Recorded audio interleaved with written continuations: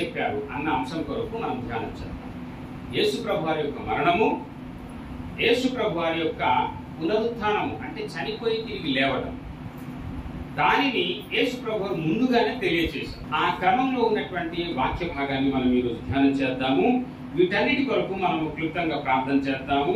ఇచ్చిన సాక్ష్యము, తర్వాత ప్రభు వారు ఇచ్చినటువంటి వాగ్దానము, తర్వాత యేసు ప్రభు వారి యొక్క మరణం కొరకు, పునరుత్థానం కొరకు ఆయన ఇచ్చినటువంటి వాగ్దాన లేఖన భాగాలు, ఈ అంశం కొరకు మనము ప్రార్థన చేద్దాము. మరి వీటన్నిటి కొరకు, ఈ మూడింటి కొరకు ప్రార్థన మన మధ్యలో ఉన్నటువంటి సహోదరి ఎస్తేరు సిస్టర్ ప్రార్థనలు నడిపించాలని. ప్రార్థన అంటే ముందుకు రావాలి, ఖచ్చితంగా నిలువబడాలి, తర్వాత ముసుగేసుకోవాలి, ప్రార్థన చేయాలి. థ్యాంక్ యూ అమ్మా, thank you. Hallelujah, hallelujah, praise God. ప్రభునామానికి ఘనత, మహిమ, ప్రభావం కలుగుగాక. మనము ఈరోజు ధ్యానం చేయడానికి గత వారం ధ్యానం చేసినటువంటి అంశానికి లింక్ మరి సంబంధం ఉంది.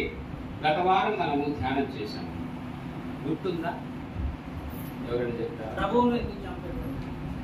యేసు ప్రభు ఎందుకు సంహరించారు, యేసు ప్రభువును ఎందుకు సంహరించారు అన్నటువంటి అంశాన్ని మనము ధ్యానం చేసాం. సో ఈ సమయంలో వాక్యాన్ని మనము జ్ఞాపకం చేసుకుందాము. ఈరోజు యేసు ప్రభు వారు తన యొక్క మరణమును, తాను మరణించి తిరిగి లేచినటువంటి విధానమును ఆయన ముందుగానే లోకానికి తెలియజేశారు. మనం కాస్త దాన్ని మనం జ్ఞాపకం చేసుకోవడానికి ముందుకు సాగిపోదాం. సంఘమా, మరణం కంటే లోకంలో ఏదైనా భయంకరమైనటువంటి బాధాకరమైన విషయం ఏదైనా ఉందా? మరణం కంటే ఈ భూమి మీద దుఃఖకరమైన సంగతి ఇంకొకటి లేదు. ఒకసారి చనిపోతే అంతే, అడ్రస్ గల్లంత. కొన్ని రోజులు ఏడుస్తారు, తర్వాత మర్చిపోతారు. ఉండే అని అంటారు. ఆ మాట కూడా చాలా సందర్భంలో రాదు. కానీ యేసు ప్రభు వారు 2025 సంవత్సరాల క్రితం చనిపోయి ఆయన తిరిగి లేచారు, పునరుత్థానుడయ్యారు. ఆయన చనిపోయిన తర్వాత కోట్ల మంది ప్రజలకు ఆయన ఎలాగైతే నిరంతరం జీవించేటటువంటి జీవితం కలిగి ఉన్నాడో అలాంటి గొప్ప నిత్య జీవాన్ని ప్రసాదించేటటువంటి దేవుడై ఉన్నాడు. అందుకే ప్రపంచంలో ఉన్నటువంటి సగం మంది జనాభా యేసు ప్రభు వారిని వెంబడిస్తూ ఉన్నారు. హల్లెలూయా, హల్లెలూయా. నాకు ఒక రోజు ఒక ఆలోచన తట్టింది. మరణం గురించి బైబిల్ గ్రంథం చాలా విషాదవంతంగా వివరిస్తుంది.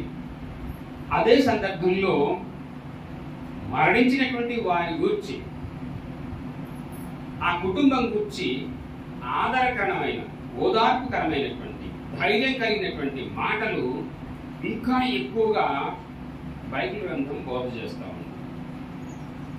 హల్లెలూయా. సో ఆ బాధకరమైనటువంటి కొన్ని వచనాలు చదువుతున్నప్పుడు నాకు తట్టింది, దీని కొరకు ఒక 7 పాటలు రాసి మనం సంఘానికి అందిస్తే చాలా బాగుంటుంది కదా అని. అది చాలా బాధాకరమైనటువంటి విషయాలు. అయితే నిజంగానే దేవుడు నాకు ఆ 7-8 పాటలు, చాలా పాటలు రాశాం కుటుంబం యొక్క ఆదరణ కొరకు ఉన్నటువంటి వాక్య ప్రకారంగా. నేను రెండో సాక్ష్యం చెప్తానని అన్నాను కదా, అదేంటంటే ప్రభువా, నోట్బుక్లో రోజుకి మీరు చాలా పాటలు నింపేస్తూ ఉన్నారు, కానీ వీటన్నిటికీ సంగీతం చేయాలంటే చాలా కష్టం కదా అంటే దేవుడు లేపాడు. ఈజీగా మ్యూజిక్ అంటే డబ్బిచ్చి కొనుక్కోకుండానే ఆయన మ్యూజిక్ చేయడానికి దేవుడు కూడా చూపించాడు.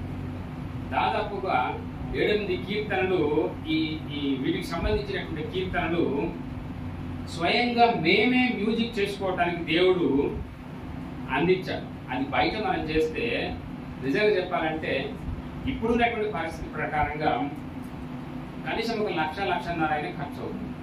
కానీ దేవుడు చాలా సునాయాసంగా ఆ మ్యూజిక్ అందించాడు దేవుడు. హల్లెలూయా. పాలక సాధకాల్లో మన యొక్క ప్రార్థనకు జవాబిచ్చేవాడు ఆయనే. కనుక ఈ సమయంలో మరణము ఇంటింటా మంటి పొయ్య అని అంటారు కదా, మరణము ప్రతి వారికి సంభవిస్తుంది. మరణము తప్పించుకోవటం ఎవరి వంక కాదు, మరణం తప్పించుకోవటం ఎవరి వంక కాదు. కనుక కానీ మరణం తప్పించేవాడు మాత్రము మన ప్రభు అయి ఉన్నాడని ఒక్క వచనం మనం చదువుతాం. 68వ కీర్తన 19-20 వచనాలు ఒకసారి చూడండి. దేవుడు మరణం తప్పించడానికి సమర్థుడైనటువంటి దేవుడుగా ఉన్నాడు. శరీరపరమైనటువంటి మరణము తప్పకుండా వస్తుంది. అయితే ఏ మరణం దేవుడు తప్పిస్తున్నాడో కూడా ఈ రోజు మనం ధ్యానం చేస్తాం. ప్రభువు స్తుతి నందును గాక అనుదినము ఆయన మన భారము భరిస్తున్నాడు. దేవుడే మాకు రక్షణకర్త అయి ఉన్నాడు. దేవుడు మా పక్షమున పూర్ణ రక్షణ కలుగజేయు దేవుడై ఉన్నాడు. చూసారా, పూర్ణ రక్షణ కలుగజేసిన దేవుడై ఉన్నాడు. ఏమండి? పూర్ణ రక్షణ కలుగజేసిన దేవుడై ఉన్నాడు. తర్వాత మరణము తప్పించుట ప్రభువైన యెహోవా వశము. హల్లెలూయా! ఎంత గొప్ప భాగ్యం అండి. రక్షణ అని అంతకుముందు చేర్చబడింది. రక్షణ అంటేనే మరణము తప్పించబడతాం. రక్షణ అంటే మరణము తప్పించబడతాం. ఎవరైతే యేసు ప్రభునందు విశ్వాసం ఉంచారో వారు రాబోయేటటువంటి రెండవ మరణం, మనిషి ఒకసారి పుడితే 2 మరణాలు ఉన్నాయి. ఒకటేమో శారీరకమైన మరణం, అది తాత్కాలికమైన మరణం, కొంతకాలం ఎడబాటు. కానీ నరకం అనేటటువంటి మరణం ఉంది కదా, ఈ నరకం అనేటటువంటి మరణము శాశ్వతమైనటువంటి మరణం, అగ్నిగుండంలో మండేటటువంటి మరణం. కనుక ఆ రెండవ మరణాన్ని తప్పించేటటువంటి ప్రభువే రక్షకుడై ఉన్నాడని ఈ వచనం మనకు సెలవిస్తుంది. కనుక రక్షణ అనేది మనకు అనివార్యం. ఆ రక్షణ యేసు ప్రభువు మన ఆత్మకు దయచేసే దేవుడై ఉన్నాడు. రక్షణ దేనికి? మన ఆత్మ. మన ఆత్మ రక్షింపబడినట్లయితే మనమిక నరక గుండంలో పడం. నిరంతరము యుగయుగాలు మనం బ్రతుకుతూ ఉంటాం. అదే ఆ మరణాన్ని తప్పించేటటువంటి దేవుడే యేసు ప్రభువు అయి ఉన్నాడు. హల్లెలూయా! అయితే ఈ మరణాన్ని చూసి అందరూ కూడా భయపడతా ఉంటే, అందరూ కూడా ఈ మరణాన్ని చూసి భయపడతా ఉంటే, దేవుడు చూసి ఈ నరకాన్ని తప్పించి, ఈ మరణాన్ని తప్పించి నిత్య జీవాన్ని ప్రసాదించడానికి ఈ భూమికి ఆయన వచ్చి, మరి గత వారం మనము ధ్యానం చేశాం. ఎందుచేత ఆయన సంహరించబడ్డాడు అని అంటే ఇదే మనం చదువుకున్నాం గత వారం కూడా. యోహాను సువార్త 11వ అధ్యాయము 45-53 వచనాలు చదువుకున్నాం. ఎందుకు చంపేశారట అంటే వాళ్ళు చేస్తున్నటువంటి జీవన వ్యాపారం, వాళ్ళు చేస్తున్నటువంటి వృత్తి, వాటన్నిటికీ తను అడ్డొస్తున్నాడని, డబ్బులు రాకుండా చేస్తా ఉన్నాడని, లేకుంటే వాళ్ళు ఆదేశించినటువంటి ఆదేశ సూత్రాలన్నీ కూడా ప్రజలు పాటించకుండా సత్యం బోధ చేస్తా ఉన్నాడని, ధర్మం బోధ చేస్తా ఉన్నాడని, మన ఆస్తిపాస్తులను దోచేటటువంటి నాలెడ్జ్, వివేకము, బుద్ధి, జ్ఞానం వాళ్ళకి దయచేస్తా ఉన్నాడని ఆయన మీద పగబూని ఆయనకి సంహరించారు. అయితే ప్రభు గొప్పవాడండి. ఆయన మరణమును, ఆయన పునరుత్థానమును ఆయన ప్రకటించిన దేవుడై ఉన్నాడు. ఆయన ఎలా ప్రకటించాడో ఒకసారి మనం జ్ఞాపకం చేసుకుందాం. యేసు ప్రభు వారు తన యొక్క మరణం గురించి ఆయన సమాజంలో, సంఘములో, లోకంలో ఆయన మరి సాక్ష్యం ఇచ్చారు. అలాగే నేను మరణించి తిరిగి లేస్తానని కూడా దేవుడు ప్రకటించుకున్నాడు. మత్తయి సువార్త 24వ అధ్యాయం 35, 5వ అధ్యాయం 18వ వచనం బాగా ప్రోత్సాహం చేస్తుంది. ఈ సమయంలో మనము ఆయన ఎవరెవరితో తన యొక్క మరణం గురించి చెప్పారో వాళ్లతోనే నేను తిరిగి లేస్తానని కూడా చెప్పినటువంటి సందర్భాలు ఉన్నాయి. కనుక ఒక్క మాట జ్ఞాపకం చేసుకుందాం. మొట్టమొదటి మాట, ఆయన యెరూషలేము పెద్దలతో నేను ప్రధాన యాజకుల ద్వారా, పరిసయ్యుల ద్వారా, సద్దుకైల ద్వారా, ఈ ప్రజల ద్వారా నేను సంహరించబడతాను, నేను చనిపోతాను, కానీ నేను మరలా తిరిగి 3వ నాడు లేస్తానని ముందుగా యెరూషలేము పెద్దలతో ఆయన జ్ఞాపకం చేసినట్లుగా మత్తయి సువార్త 16వ అధ్యాయము 21వ వచనంలో రాసి ఉంది. పెద్దలందరితో ప్రభు చెప్పేశారు. చదవండి అమ్మా. అప్పటి నుండి తాను యెరూషలేమునకు వెళ్ళి పెద్దల చేతను ప్రధాన యాజకుల చేతను శాస్త్రుల చేతను అనేక హింసలు పొంది చంపబడి 3వ దినమున లేచుట అగత్యమని యేసు తన శిష్యులకు తెలియజేయ మొదలు పెట్టగా. ఆమేన్. చాలా థాంక్యూ. యేసు ప్రభువారు యెరూషలేము పెద్దలందరితో చెప్పేశారు, ఇదిగో ఈ ప్రజలు గత వారం మనం అనుకున్నాం, ఎందుకు ప్రభువారు చనిపోయారంటే సర్వలోక పాప ప్రజలందరి కొరకు చనిపోవాల్సి వస్తుంది అని ఆయన వివరణ మనం గత వారం తెలుసుకున్నాం. కనుక యేసు ప్రభువారు ఈ పెద్దల ద్వారా, ఈ ప్రధాన అర్చకుల ద్వారా నేను చంపబడి, ఈ శాస్త్రుల ద్వారా పండితుల ద్వారా నేను చంపబడి నేను తిరిగి లేస్తాను అని ప్రభువారు మాటిచ్చారు. హల్లెలూయా. నేను చంపబడతాను, అయినా కానీ నేను లేస్తాను అని దేవుడు సెలవిచ్చాడు. కనుక ఈరోజు ఆయన యందు ఎవరైతే విశ్వాసం ఉంచారో అలాగే మనం కూడా లేస్తాం, అలాగే మనం కూడా లేవడానికి ఆ సామర్థ్యం దేవుడు మనకు అనుగ్రహించాడు. యోహాను సువార్త 5వ అధ్యాయము 24, 25 వచనాన్ని అది మనకు తెలియజేస్తా ఉంది. యేసు ప్రభువారు ఎలాగైతే మనందరి పాపముల కొరకు ఆయన చనిపోయి హింసించబడి శ్రమలు పాలై ఆయన సమాధి చేయబడి తిరిగి సమాధిని విరగగొట్టి లేస్తానని చెప్పాడు, అలాగే నీకు నాకు మనందరికి కూడాను మనం ఆయన యందు విశ్వాసం ఉంచడం ద్వారా, రక్షింపబడుట ద్వారా ఆ 2వ మరణం అనేటటువంటి నరకాన్ని తప్పించుకునే శక్తి సామర్థ్యాలు దేవుడు మనందరికి దయచేసి ఉన్నాడు. చదవండి. నా మాట విని నన్ను పంపిన వారి యందు విశ్వాసం ఉంచువాడు నిత్య జీవము గలవాడు. వాడు నరకంలోనికి రాక ఆ 2వ మరణం అనేటటువంటి నరకంలో నుండి తప్పించబడి నిత్య జీవంలోకి నడిపించబడి ఉన్నాడు. హల్లెలూయా. అందుకే మనము యేసు ప్రభువారిని విశ్వాసించాలి. అందుకే మనము యేసు ప్రభువును విశ్వాసించాల్సినటువంటి అవసరం ఏర్పడదు. అదే కదా మనందరి నిరీక్షణ. ఈరోజు బలమున్నోడు బలహీనుడు చంపేయచ్చు, కానీ ప్రభువునందు ఉన్నటువంటి వారు మాత్రం తిరిగి ఆయన ఎల్లకాలం జీవించడానికి మహిమలో ప్రవేశిస్తారు. హల్లెలూయా, హల్లెలూయా. అలాగే 2వసారి ప్రభు శాస్త్రులతో ఈ మాట, నేను చంపబడుచున్నాను, నేను సంహరించబడుచున్నాను అని మత్తయి సువార్త 12వ అధ్యాయము 40వ వచనంలో ప్రభు వారు పేర్కొన్నారు. ఆ రోజు ప్రభు దగ్గరకు వాడు వచ్చి ఏమంటారంటే, అయ్యా నువ్వు ప్రభు కదా, నువ్వు దేవుడు కదా, కనుక నువ్వేం చేస్తావంటే మాకు ఒక సూచక క్రియ చూపించు, నువ్వు దేవుడుగా మేము నమ్ముతాము అని అంటారు. బతికి ఉండేటప్పుడు ఎవరైనా ఏది చెప్తే దానికి విలువ ఇవ్వము. బ్రతికి ఉండే సమయంలో ఆయన చేసినటువంటి అద్భుత ఆశ్చర్య కార్యాలు మస్తికాల్లోకి చొప్పించలేదు. అది అన్ని చోట్ల ఉండింది. యేసు ప్రభువారు ఏమి చెప్పినా కానీ ఆ దినాల్లో కేవలము ఒక 10 పైసల వాట మాత్రమే ప్రభు మాటలను నమ్మి ఆయన వెంబడించారు. తర్వాత జీవితంలో బైబిల్ గ్రంథం చదువుతూ ఉన్నప్పుడు యేసు ప్రభు వారు చెప్పింది చాలా వాస్తవం అని వాళ్ళు నిరూపణలోకి వచ్చేసారు, ఒక నిర్ణయంలోకి రాగలిగారు.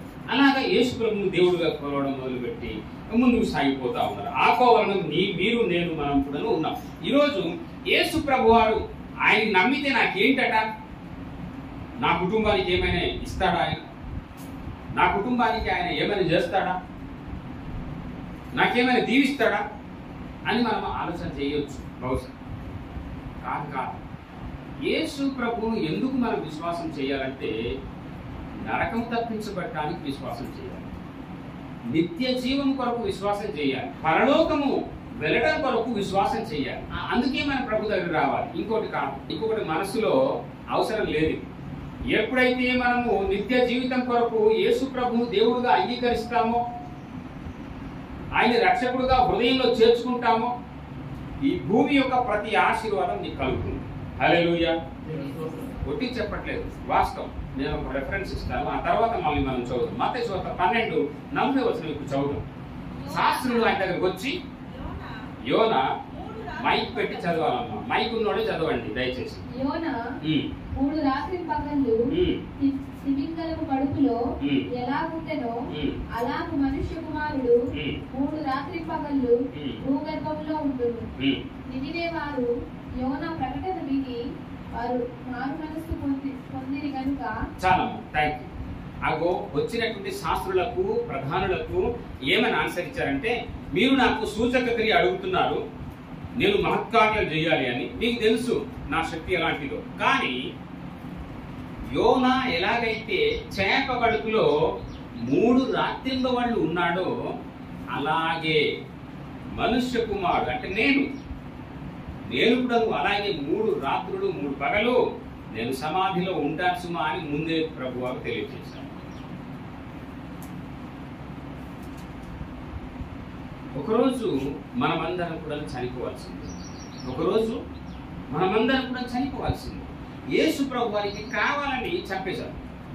అది దేవుని యొక్క ప్రణాళికలో ఉంది కాబట్టి చంపారు వాళ్ళు. గత వారం మనం అనుకున్నాం, చంపేశారు.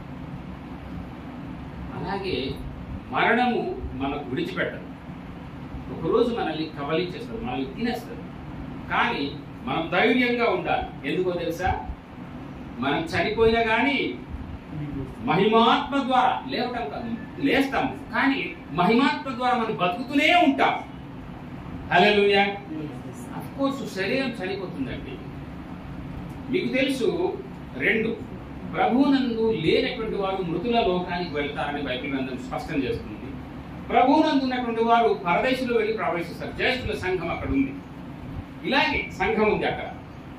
ఇలాగే సంఘం ఉంది అక్కడ. మనం వెళ్ళి ఉంటాం, నిరంతరం బ్రతుకుతూ ఉంటాం, నిరంతరము బ్రతుకుతూ ఉంటాం. ఈరోజు సునీత విలియమ్స్ 9 నెలలు ఆ పైన ఉంది. ఆమె ఎలా జీవించింది? ఏం ఆహారం తీసుకున్నది? ఆమె పరిస్థితి ఏంటి?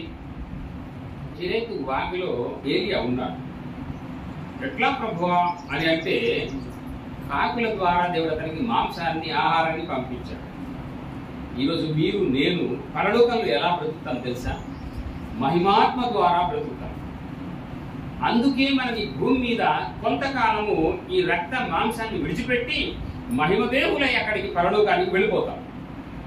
అప్పుడు పరలోకంలో ఉన్నటువంటి ఆహారాన్ని దేవుడు మనకు భుజింపనిస్తాడు అని ప్రకటన గ్రంథంలో రాసి ఉంది. ఇప్పుడు మనము జీవాహారము వాక్యమే మన ఆత్మకు భుజిస్తున్నామా లేదా? ధ్యానం చేయటమే భుజించడం కదా. సో అలాగే మనకు అక్కడ నిరంతరం మనం జీవించడానికి కావాల్సినటువంటి భోజ్యము దేవుడు ఏర్పాటు చేసి ఉన్నాడు. నేను నెక్స్ట్ ఎప్పుడైనా ఆ విషయాన్ని నేను మీకు జ్ఞాపకం చేస్తాను. కనుక ఈ పరిసయ్యులు సద్దుకయ్యులు వీళ్ళందరూ వచ్చి మాకు ఒక సూచక క్రియ చూపించమని అంటే ప్రభు చెప్పేశారు, నేను 3 రోజులు మరి 3 రాత్రులు 3 పగలు నేను భూగర్భంలో ఉంటాను, సమాధి చేయబడి ఉంటాను, మరలా లేస్తాను అని ప్రభు వారు నొక్కి వాక్యాన్నిచ్చారు. కనుక సంఘమా, దేవుడు ఎంత గొప్పవాడు! ఆ రక్షణ నీకు నాకు ఉంటే గనుక, అలాంటి గొప్ప విశ్వాసం నీకు నాకు ఉంటే గనుక ఈ భూమి మీద కూడా నువ్వు ఎప్పుడు దీవింపబడి వారుగా ఉంటావు. హల్లెలూయా. ఒక్కసారి చూద్దాం. రక్షణ యొక్క ఆశీర్వాదం ఎప్పుడు నేను మీకు జ్ఞాపకం చేస్తూనే ఉంటాను. కీర్తన గ్రంథము 21వ అధ్యాయము 6వ వచనం చదువు. కీర్తన గ్రంథము 21వ అధ్యాయము 6వ వచనం. నిత్యము ఆశీర్వాదములకు కారకుడుగా ఉండునట్లుగా నీవతనికి నియమించి ఉన్నావు. అతను అంటే అక్కడ ఎవరు? ఎవరైతే రక్షింపబడ్డారో వారు. పై వచనం తెలియజేస్తాము. ఎవరైతే రక్షింపబడ్డారో వారు అన్నమాట. చాలు. Thank you.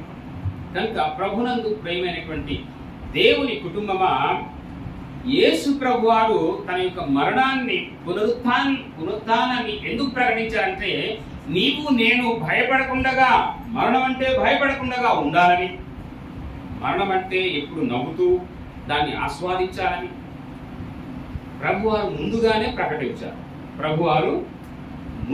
ప్రకటించారు. కనుక మనం నిర్భయులమై ధైర్యంతో ఇహలోకపు శ్రమలైనను, శోధనైనను, వ్యాధైనను, బాధైనను, ఉపద్రవమైనను, కన్నీడైనను, కడగంటను, దేన్నైనా కానీ మనము ముందుకు వెళ్ళాలి, జయించాలి వాటి. హల్లెలూయా.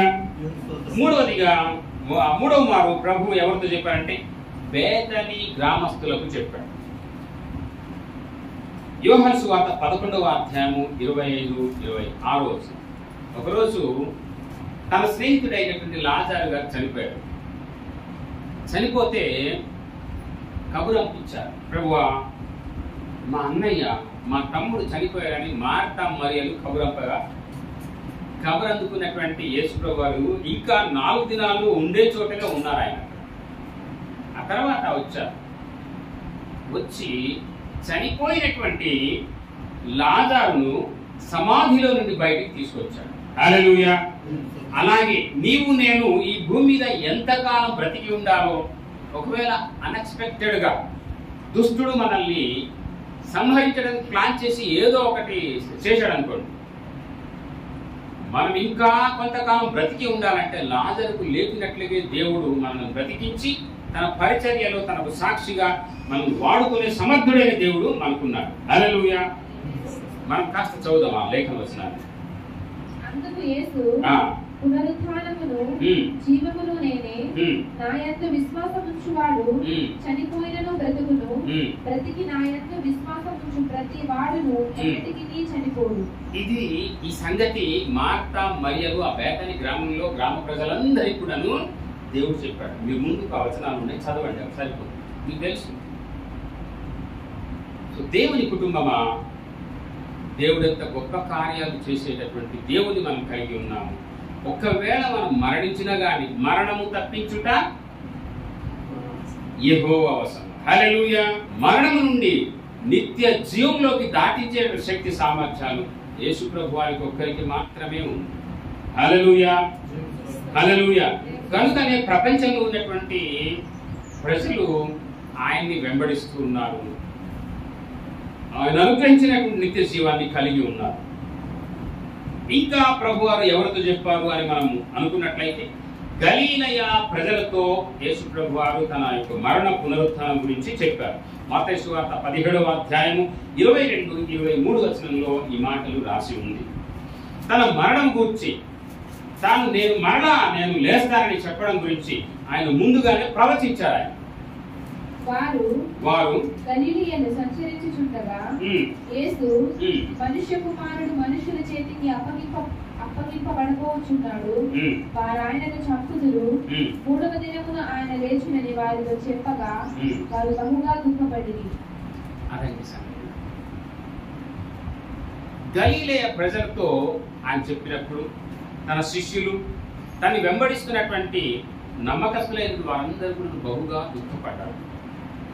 నిజముగా మన ఇంట్లో కూడాను, మన కుటుంబాల్లో కూడాను, మన సమాజాల్లో కూడాను ఎవరైనా మన బంధువులు, స్నేహితులు మనల్ని విడిచిపెట్టి వెళ్ళినప్పుడు మనం ఎంత దుఃఖిస్తాం, ఓదార్పు పొందజాలం,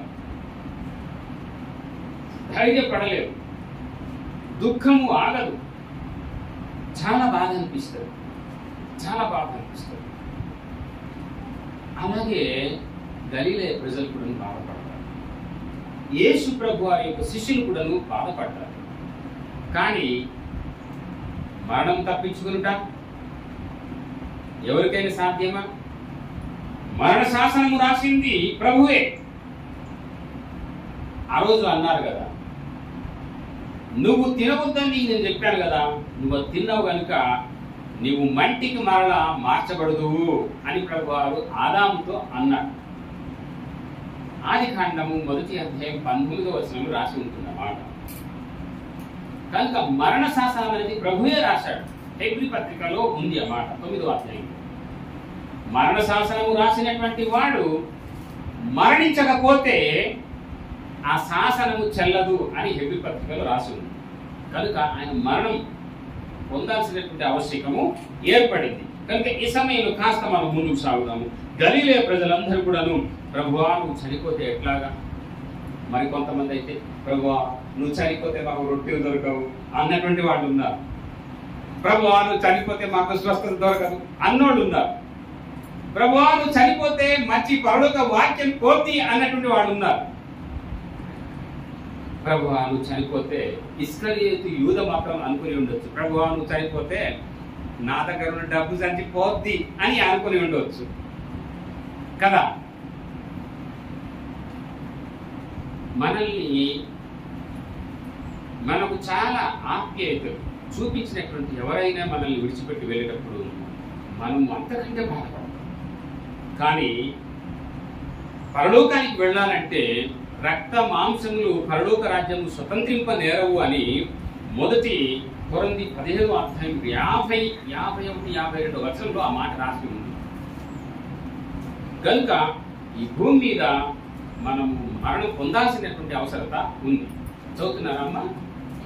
మొదటి కొరింథీ 15వ అధ్యాయం చూడండి, 50వ వచనం కానీ 51వ వచనం కానీ లేకుంటే 52వ వచనం అయినా అయి ఉండొచ్చు. సహోదరులారా, మైక్లో చదవండి. సహోదరులారా, నేను చెప్పినది ఏమనగా, రక్త మాంసములు దేవుని రాజ్యములు రక్త మాంసములు స్వతంత్రింపనేరవు. చాలా థ్యాంక్ యూ. రక్త మాంసములు కలిగి మనం పరలోక రాజ్యంలోకి అడుగు పెట్టలేదు. ఇది భౌతిక లోకం కనుక ఈ భౌతికమైనటువంటి లోకానికి అది సరిపోతుంది. ఈ భూమి మీద రక్త మాంసంతో మనం జీవించేటటువంటి విధానం దేవుడు ఏర్పాటు చేశాడు. కానీ పరలోకంలో జీవించాలంటే రక్త మాంసములు అవసరం లేదు. అందుకే దేవుడు ఆయన మహిమను మనకు ప్రసాదించాడు. ఏమండి? అందుకే ప్రభు పరలోకంలో జీవించడం కొరకు మహిమ దేహాన్ని దేవుడు మనకు ప్రసాదించాడు. మహిమ దేహాన్ని దేవుడు మనకు ప్రసాదించాడు. అది యేసు ప్రభునందు ఎవరైతే విశ్వాసం ఉంచారో వారందరూ కూడా మహిమ దేహులై ఉన్నారు. హల్లెలూయా! గట్టి చప్పట్లు కొడదామా? యేసు ప్రభునందు ఎవరైతే ఉన్నారో వారందరూ కూడా మహిమ దేహులై ఉన్నారు. ఒకసారి చదువుదామా? యోహాను సువార్త 1వ అధ్యాయము 12-13 వచనం.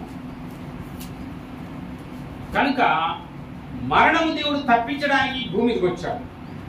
ఎవరెవరైతే ఆయన విశ్వాసం ఉంచారో వారందరూ కూడాను మరణంలో నుండి తప్పించబడినటువంటి జన్మము ఇప్పుడు కలిగి ఉన్నారు. ఆ జన్మము నీవు నేను మనం కలిగి ఉన్నాం. హల్లెలూయా! చదవండి. తన్ను ఎందరు అంగీకరించిరో వారందరికీ అనగా తన నామమునందు విశ్వాసం ఉంచిన వారికి దేవుని పిల్లలకు ఆయన అధికారము అనుగ్రహించింది. తర్వాత వారు దేవుని వలన పుట్టిన వారే గాని రక్తము వలనైనను శరీరేచ్ఛ వలనైనను మనుష్యేచ్ఛ వలనైనను పుట్టిన వారు కారు. హల్లెలూయా! పరలోకం వెళ్ళాలంటే ఏముండాలంటే రక్తం ఉండాలా? లేదు. రక్తం లేకపోయినటువంటి జన్మము దేవుడు మనకు ప్రసాదించాడని ఆ వాక్యం సెలవిస్తుంది. రక్తం వలన మనం పుట్టలేదట. మనం పుట్టాం మన తల్లిదండ్రుల యొక్క వంక, వాళ్ళ రక్తం మరి మా కొరకు ఇవ్వగా మనం పుట్టాం. కానీ యేసు ప్రభువునందు ఎవరైతే విశ్వాసం ఉంచారో వారు మాత్రం రక్తము లేకుండా పుట్టారు. హల్లెలూయా! హల్లెలూయా! ఎంత గొప్ప భాగ్యం అండి! ఎంత గొప్ప భాగ్యం! మనము మరలా రెండవ మారు జన్మించబడ్డాం. యేసు ప్రభువారి యొక్క కృప ద్వారా రక్తము లేకపోయినటువంటి జన్మం మనం ఇప్పుడు కలిగి ఉన్నాం.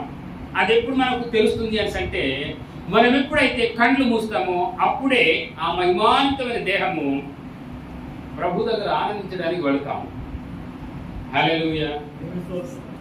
ఎలా వాగ్దానం చేశాడు దేవుడు చూడండి. ఇంకొక వచనం మనం చూద్దాం. ఇవన్నీ నీకు తెలుసు. ఆయన ఇంకొక మారు నేను మీకు జ్ఞాపకం చేస్తాను. యోహాను సువార్త 17వ అధ్యాయము 23 కానీ 24వ వచనం కానీ చదవండి, సరిపోతుంది. యోహాను సువార్త వారియందు నేనును నాయందు నీవును ఉండుట వలన. అది అన్నమాట అక్కడ ప్రభువును మనం విశ్వాసించినందుకు మనలో ఉంటున్నది ఎవరు? యేసు ప్రభువారు మనలో ఉంటున్నారు. మన హృదయంలో ఆయన వసిస్తూ ఉన్నారు. కనుక చదువమ్మా.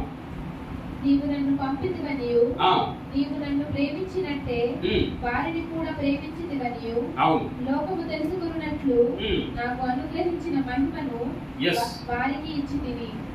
ఈ భూమి మీద నేను నా ప్రజల కొరకు ఈ శరీరము ద్వారా వాళ్ళకి మోక్షాన్ని ప్రసాదించిన తర్వాత నువ్వు నాకేదైతే మహిమ దేహం ఇచ్చావో అదే మహిమను నేను ఇదిగో నా ప్రజలకు నేను ఇచ్చాను. కనుక నీవు నేను ఎక్కడైతే ఉంటామో అక్కడే ఈ ప్రజలందరూ కూడా ఉండేలాగున ఈ నా మహిమ దేహాన్ని వాళ్ళకి ఇచ్చాను, ఈ మహిమతత్వాన్ని నేను వాళ్ళకి ఇచ్చాను. హల్లెలూయా. ఇప్పుడు మీరు నేను మనము తన యొక్క మహిమ దేహముతో నింపబడినటువంటి ప్రజలముగా ఉన్నాం. ఇంకా ఆయన మహిమాత్మ కలిగి ఉన్నాం మనం. కనుక మనము ఈ భూమి మీద ఈ యొక్క శరీరం యొక్క తనువు చాలించగానే, ఈ జీవం చాలించగానే దేవుని యొక్క జీవాత్మ మహిమాత్మ మనలో జీవింపజేస్తా ఉంటారు. కనుక మనం నిరంతరం బ్రతుకుతూనే ఉంటాం. హల్లెలూయా, హల్లెలూయా. కనుక యేసు ప్రభు వారు గలిలేయుతో ఈ మాట చెప్పినప్పుడు, వాళ్ళు దుఃఖించినప్పుడు ఇవన్నీ కూడా దేవుడు వాళ్ళకి జ్ఞాపకం చేశారు. మనం దుఃఖపడాల్సినటువంటి పని లేదు. మనము ఎప్పుడు కూడా బ్రతుకుతూ ఉంటాం. మనకు చావే లేదు, మనకు చావే లేదు. ఎందుకు మనం ఈ ఏంటిది తాత్కాలికమైనటువంటి దుఃఖం కొరకు మనం బాధపడాలి? కొద్ది కాలం గడపాలి. చాలా సందర్భంలో ఈ మరణానికి సంబంధించినటువంటి ఆదరణకరమైనటువంటి అజ్ఞాపకార్థ కూటమిలో చెప్తా ఉంటారు కదా, అప్పుడు చెప్పేటప్పుడు ఈ మరణం చాలా స్వల్పమైనది అని బోధ చేస్తూ ఉంటారు పాస్టర్స్. ఈ మరణము చాలా తాత్కాలికమైనది, కొంతకాలమే ఎడబాటు. ఉదాహరణకు ఒక కుటుంబంలో భర్త చనిపోయాడు అనుకుందాం. భార్యకి ఏం చెప్తారంటే, అమ్మ మనకంటే కొద్దిగా ముందెళ్ళాడు ఆయన, మనం కూడాను మళ్ళీ అలాగే వెళ్తాము అని చెప్తారు. కొద్ది కాలం ఎడబాటు అని చెప్తారు. నిజంగా నాకు తెలిసి సైమన్ అనేటటువంటి మా తాతగారు, పెద్ద తాతగారు నా చిన్నతనంలో చనిపోయారు. తన భార్య మా తాతమ్మ గారు దాదాపుగా 20-25 సంవత్సరాలు బ్రతికి ఉంది. 25 సంవత్సరాల తర్వాత ఆమె ఆయన ఉండే చోటికి ఆమె వెళ్ళింది, మన గ్రంథం ప్రకారం. హల్లెలూయా. కనుక మరణం అంటే మనం భయపడాల్సినటువంటి పని లేదు, ప్రభువునందు ఉన్నటువంటి వారు. ఎందుకంటే ప్రభు ఆ మరణాన్ని రుచి చూపించాడు, చనిపోయి తిరిగి లేచాడు ఆయన. కనుక అలాగే మనం కూడా జీవించడానికి కావాల్సినటువంటి శక్తి దేవుడు మనకు ప్రసాదించినటువంటి లేఖన భాగాలు మనం చదువుకున్నాం. మరణము తప్పించుట. హల్లెలూయా. కనుక బేతని ప్రజలకి మాటలు చెప్పాడు, మీరు దుఃఖపడాల్సిన పని లేదు, మీరు ఆదరించబడాలి, మీరు ధైర్యపడాలి, మీరు ఓదార్పు పొందాలి, మీరు చాలా సంతోషించాలి. ఎందుకంటే ఈ క్షణకాలమైనటువంటి తాత్కాలికమైనటువంటి మరణం నుండి మనం తప్పించబడి ఎక్కడున్నాం? మనం దేవుని మహిమలో ఉన్నాం, దేవుని మహిమతో నింపబడ్డాం. ఎంత అద్భుతం, ఎంత ఆనందం, మరింత సంతోషం కదా ఇది. కనుక మనం నిత్యజీవం కలిగి ఉన్నాం, అందుకే మనం చాలా సంతోషించాలి. బేతని గ్రామస్తులందరూ కూడా ఈ మాటలు విన్న తర్వాత బాగా సంతోషించారు. హల్లెలూయా. ఈ రోజు మనం కూడా చాలా సంతోషించాల్సినటువంటి అవసరత ఉంది. తర్వాత ప్రభు వారు ఇంకెవరితో చెప్పారని అనుకున్నట్లయితే 5వసారి ప్రధాన యాజకులతో చెప్పాడు. వాళ్ళకి సంగతి అరాకొర తెలుసు, ప్రధాన యాజకులు. అందుకే ప్రధాన యాజకులు, శాస్త్రులు, పండితులు వీళ్ళంతా మంది ఏం చేశారని అంటే, మనందరి పాపముల కొరకు ఈ నీతిమంతుణ్ణి లేపేస్తే అయిపోద్ది అని అనుకున్నారు వాళ్ళు. అప్పుడే ఈ భూమి మీద మనం చాలా చక్కగా ఉన్నంతలో వ్యాపారం చేసుకోవచ్చు, సంఘాన్ని దోచుకోవచ్చు అని అనుకున్నారు వాళ్ళు. వాళ్ళతోనే చెప్పాడు ఈయన, మీరు ప్లాన్ చేస్తా ఉన్నారు నన్ను చంపాలని, మంచిదే, కానీ నాకు చావే లేదే, నేను నిరంతరం బ్రతుకుతానే. అలాగే నన్ను విశ్వాసించిన వాళ్ళందరూ కూడా నువ్వు నాలాగే బ్రతుకుతారయ్యా బాబు, మీరు ఎవరికైనా చెప్పగలుగుతారా? భూమి మీద డబ్బు, ధనము, ఆస్తి పాస్తుల కొరకు, లేకుంటే ఇంకొకటి దాని కొరకు చంపుకుంటుంటారు. కానీ ప్రభువునందు ఉన్నటువంటి వారు మాత్రం ఆయన చనిపోయినా కానీ ఈ రక్త మాంసాన్ని ఇక్కడ విడిచిపెట్టి వాళ్ళు పరలోకానికి పరదేశంలోకి వాళ్ళు ప్రవేశిస్తారు. హల్లెలూయా. ఒక్కసారి మనం చూద్దాము. ప్రధాన యాజకులతో కూడా యేసు ప్రభువారు అన్నారు ఈ మాట. మత్తయి సువార్త 20వ అధ్యాయము 18-19 వచనాలు. యేసు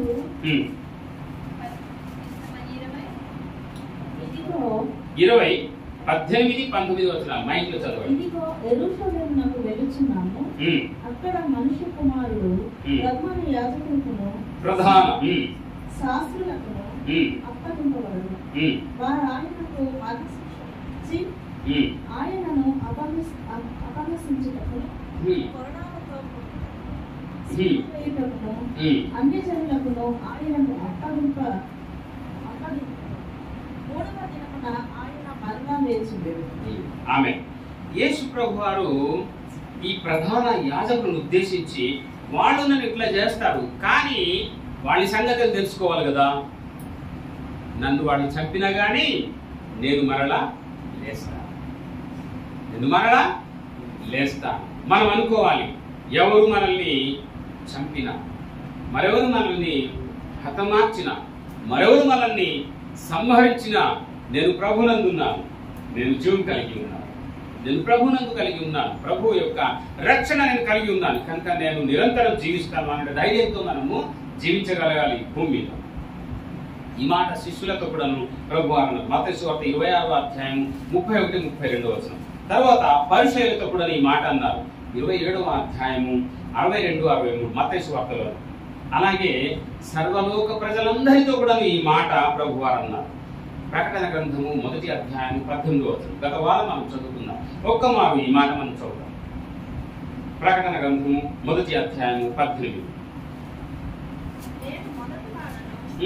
కలపటివాడను జీవించువాడను మృతుడనైతిని గాని ఇదిగో యుగయుగములు సజీవుడనై ఉన్నాను, మరియు మరణము యొక్కయు పాతాళ లోకము యొక్కయు పాదపు చెవులు నా స్వాధీనంలో ఉన్నవి. Thank you. హల్లెలూయా. ఇగో నాకు వీళ్ళు ప్లాన్ చేశారు ఇలాగా చంపాలని, చంపేశారు, కానీ నేను బ్రతుకుతూనే ఉన్నాను, నేను చనిపోయాను, కానీ మరలా నేను జీవిస్తూనే ఉన్నాను అని ప్రభువారు ప్రకటించుకున్న మాదిరిగా దేవుడు ఈ మాటలను ఆయన మరి సర్వలోకానికి జ్ఞాపకం చేసుకున్నట్లుగా మనం జ్ఞాపకం చేసుకోవచ్చు. సంఘమా, ఈరోజు మనము ధైర్యం వహించాలి. ఏ విషయంలో అంటే నమ్మకం విషయంలో ధైర్యం ఉంచాలి. ప్రభు మనకున్నాడు. ఈ మరణం మాత్రం నాకేం చేయగలుగుతుంది, ఈ వ్యాధి మాత్రం నాకేం చేయగలుగుతుంది, ఈ బాధ మాత్రము, ఈ శ్రమ మాత్రం, ఈ శోధన మాత్రం నాకేం చేయగలుగుద్ది అన్న ధైర్యంతో మనం జీవించాలి. హల్లెలూయా. జయం నీదగును, విజయం నీదగును. హల్లెలూయా. ఎస్, కనుక విశ్వాసం మనం ఉంచాలి ప్రభువునందు. రెండోది, దేవుడు మరణ భయాన్ని తొలగించాడు. మరణ భయాన్ని దేవుడు తొలగించాడు. ఈ సంఘటన ఆ రోజు లాజరు దగ్గర లాజరుని లేపాడు కదా, తబిత అనే అమ్మాయిని లేపాడు కదా. వాళ్ళని చూసి మనం కూడా చనిపోతే ఈ భూమి మీద మనం ఇంకా కొంతకాలం బ్రతకాలని దేవుడు రాసి పెడితే, లేదా ఆయన పని మనం చేయడానికి ఏదైనా దేవుడు మిగిల్చి ఉంచితే, చనిపోయినా కానీ మరణ శరీర రీతిలో కొంతకాలం ఆయన బ్రతుకునిస్తాడు, కొంతకాలం బ్రతికిస్తాడు. లేదా అవసరం లేదు, నిరంతరం మనము పరలోకంలో జీవిస్తూనే ఉంటాం అన్నటువంటి మరణ భయం లేకపోయినటువంటి ఆ ధైర్యాన్ని కలిగి మనం జీవించాలి. హల్లెలూయా. గొప్ప విశ్వాసం ద్వారా నిరంతరం జీవించే భాగ్యం మనందరికీ కలుగును గాక. మరణ భయం లేకపోయినటువంటి తత్వం, ధైర్యం యేసునామమున మనందరికీ కలుగును గాక. మూడవది, ఈ మరణం, యేసు ప్రభు వారికి వచ్చిన మరణము మనందరి పాప భారాన్ని మోసినటువంటి మరణం, కానీ ఆయన జీవిస్తా ఉన్నాడు. మనకేంటో తెలుసా, ఒకసారి మనం చనిపోతే ఇంకెన్నడూ కూడా మనం పాపం చేయం. ఈ భూమి మీద బ్రతికినంత కాలము ఏదో ఒక సమయంలో మస్తికాల్లోకి తప్పు అభిప్రాయం రావచ్చు, తప్పు ఆలోచన రావచ్చు, తప్పు చేయడానికి పురిగొల్పబడచ్చు, ప్రోత్సహించబడచ్చు. కానీ ఇవన్నీ కూడా ఏమీ ఉండదని రోమపత్రికలో రాసి ఉంది. కనుక ప్రభునందు ప్రియమైన దేవుని కుటుంబమా, పాపము చేయకపోయినటువంటి స్వభావం ఈ మరణం ద్వారా దేవుడు మనకు దయచేస్తూ ఉన్నాడు అనే సంగతి రోమ 6:6లో రాసి ఉంది. తర్వాత నరక భీతి మనకి ఎప్పుడు కూడాను ఉండదు ఈ మరణం ద్వారా. యేసు ప్రభువునందు మనము ఉండటం ద్వారా నరకం మనకు కబలిస్తుంది అన్నటువంటి అధైర్యం మనకు ఉండదు. మనం ఎప్పుడు కూడా నిరంతరం జీవిస్తూ ఉంటాం అన్న సత్యాన్ని రోమపత్రిక 6వ అధ్యాయం 23వ వచనం స్పష్టం చేస్తాము. తర్వాత 4వ ధైర్యం ఏంటంటే, శరీర రీతి మనం చనిపోయినా కానీ ఆత్మీయంగా మనం నిరంతరం బ్రతుకుతూనే ఉంటాము అన్నటువంటి ధైర్యం.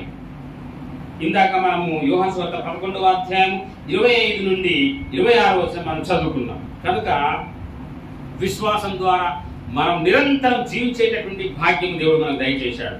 తర్వాత మరణ భయాన్ని ఆయన మరణం ద్వారా మనం తొలగించాడు.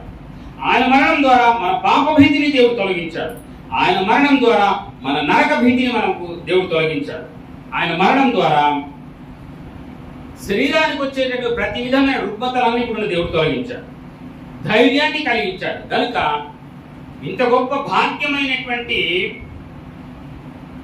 నిత్య జీవాన్ని దేవుడు ప్రసాదించినందుకు దేవుని యందు మనము ఎల్లవేళలా ఈ నిత్య జీవాన్ని ఆస్వాదిస్తూ మనం పొందినటువంటి ఈ నిత్య జీవాన్ని కూర్చినటువంటి సత్య సువార్తను మీరు కూడాను మావలే యేసు ప్రభును విశ్వాసించుట ద్వారా మీరు కూడాను యుగ యుగాలు జీవించే భాగ్యము మీకు కూడా దేవుడు ప్రసాదిస్తున్నాడు.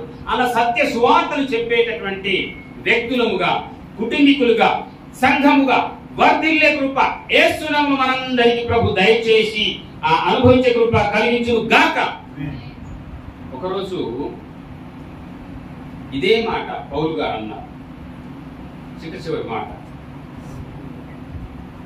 1 కొరింథీ 15వ అధ్యాయము 3వ వచనం. అక్కడ ఉంది ఈ మాట, నాకియబడినటువంటి ఉపదేశము మొదట మీకు అప్పగించి తిని, అదేమనగా లేఖనముల ప్రకారము క్రీస్తు మన పాపముల నిమిత్తము మృతి పొందెను, యేసు ప్రభు మనందరి పాపముల కొరకు ఆయన చనిపోయాడు, సమాధి చేయబడెను, లేఖనముల ప్రకారము ఆయన 3వ దినాన లేపబడెను. ఆయన కేఫాకును తరువాత 12 గురుకిని కనబడెను. అటు పిమ్మట 500 ఎక్కువైన సహోదరులకు ఒక్క సమయమందే కనబడెను. హల్లెలూయా. కనుక మనము ప్రభువునందు ఉన్నటువంటి వారము చనిపోయిన గాని ప్రభు వలె మనము నిరంతరం జీవించేటటువంటి భాగ్యమును, సదాకాలము పరలోక రాజ్యంలో జీవించే భాగ్యమును ప్రభువు మనకు ప్రసాదించి ఉన్నారు. కనుక సంఘమా, మరణం అంటే భయపడొద్దు, వేదన అంటే భయపడొద్దు, శ్రమ అంటే భయపడొద్దు, శోధన అంటే భయపడొద్దు, క్రీస్తు కొరకు హింసలైనా కానీ భయపడొద్దు. మనం చనిపోయినా కానీ ఎవరు చంపినా కానీ, లేకుంటే దానంతటా మరణం వచ్చినా కానీ మనం ప్రభువులో మనం జీవిస్తూ ఎల్లకాలం సదాకాలం మనం జీవిస్తూనే ఉంటాం. ఇంకొక వచనం చదివేద్దాం. 1 తెస్సలోనిక 4వ అధ్యాయం 17వ వచనం చదివి మనం ముగిద్దాం, ప్రార్థన చేసుకుందాం. 4:17 అమ్మా, 16-17 చదివేసాడు సరిపోతుంది. ఆర్భాటముతోను ప్రధాన దూత శబ్దముతోను దేవుని బూరతోను పరలోకము నుండి ప్రభు దిగి వచ్చును. మృతులైన వారు మొదట లేస్తారు. ఆ మీదట సజీవులంగా ఈ విధంగా ఉన్న మనము వారితో కూడా ఏకముగా ప్రభువును ఎదుర్కొనుటకు ఆకాశ మండలంలోనికి మేఘముల మీద కొనిపోబడుదుము. హల్లెలూయా. గట్టిగా చెప్తాం, హల్లెలూయా, ప్రైజ్ గాడ్. కనుక మరణం అంటే భయపడొద్దు, అది ప్రభువులో మనకు దాచబడినటువంటి మహిమాన్వితమైన జీవితం అని గుర్తెరిగి ధైర్యముతో అనేకుల కొరకు యేసు ప్రభు యొక్క జనన మరణ పునరుత్థాన సువార్త మనం ప్రకటించేటటువంటి యోధులుగా వీరులుగా భాసిల్లే కృప కలిగి మనం జీవించదుము గాక. తలవంచుదాం, ప్రార్థన.